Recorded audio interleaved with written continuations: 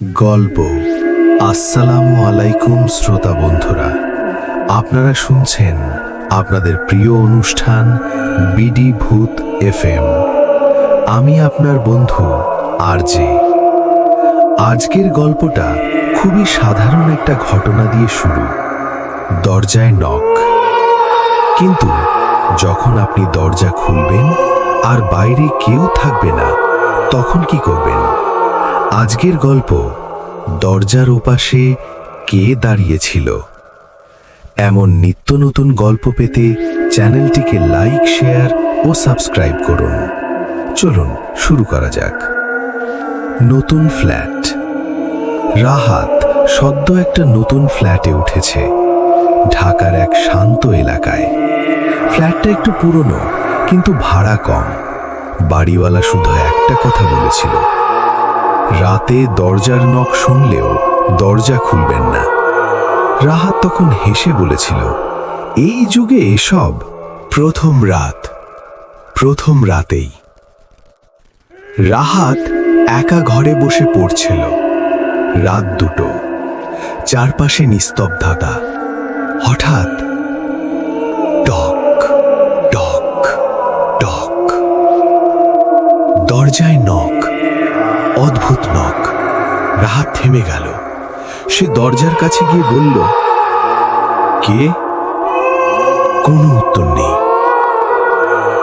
আবার টক টক টক।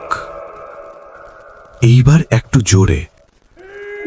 রাহাতের গায়ে কাঁটা দিল। কেউ নেই। সে দরজার ছিদ্র দিয়ে বাইরে তাকালো। করিডোর ফাঁকা, কেউ নেই।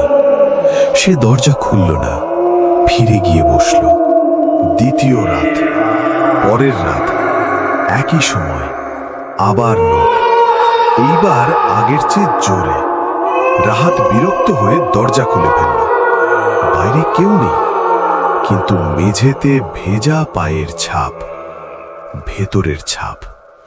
পায়ের ছাপগুলো ভেতরের দিকে আসছে, মানে কেউ বাইরে থেকে ভেতরে ঢুকেছে। রাহাতের শরীর ঠান্ডা হয়ে গেল। ছায়া। রাতে ঘুমানোর সময় সে দেখল দরজার পাশে একটা ছায়া দাঁড়িয়ে আছে। সে চোখ বন্ধ করে ফেলল। ফিস ফিস। রাত 3টে।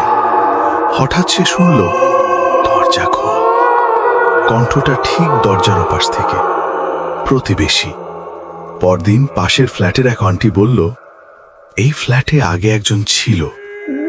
সে এক রাতে দরজা খুলে হারিয়ে যায়।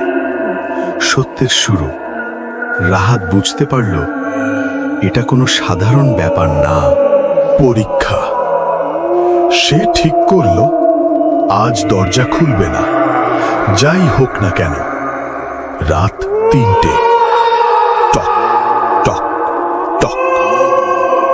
আরো জোরে। আমি দরজার বাইরে। কণ্ঠটা এবার পরিচিত। এটা তার নিজের কণ্ঠ। ভয়ঙ্কর আবিষ্কার। রাহাত দরজার ছিদ্র দিয়ে তাকালো। বাইরে দাঁড়িয়ে আছে সে নিজেই, কিন্তু মুখে অদ্ভুত হাসি। শেষ চেষ্টা। ভেতরের রাহাত চিৎকার করল, তুই কে? বাইরেরটা বলল, তুই দরজা খুল। শেষ ভুল। ভয়ে কাঁপতে কাঁপতে রাহাত দরজা খুলে ফেলল। অদৃশ্য। পরদিন সকাল। রাহাতকে আর পাওয়া গেল না। দরজার ভেতরে লেখা, এখন আমি বাইরে আর সে ভেতরে। শেষ অংশ। শ্রোতা বন্ধুরা, আজও সেই ফ্ল্যাটে রাত 3টায় দরজায় নক হয়, আর কেউ যদি দরজা খোলে, সে আর আগের মতো থাকে না। আজ রাতে যদি দরজায় নক শোনেন, আগে দেখে নিন আপনি ভেতরে আছেন নাকি বাইরে। আমি আরজে আজকের মতো বিদায় নিচ্ছি। আবারও ফিরে আসব নতুন কোনো ভয়ঙ্কর গল্প নিয়ে। শুভরাত্রি।